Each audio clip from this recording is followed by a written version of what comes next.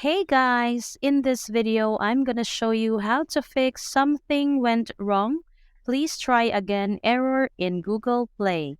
So let's get into it. First of all, launch the Settings application and click on Apps to view the list of applications installed on your Android device. Scroll down and click on Google Play Services on the app screen.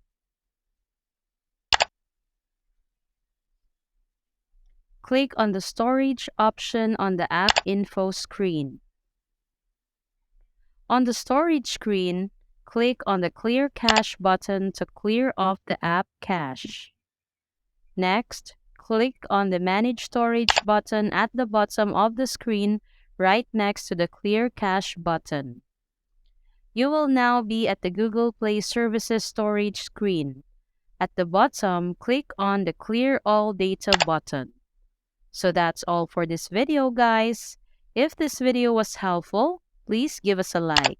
And don't forget to subscribe to our channel so you don't miss out our new uploads.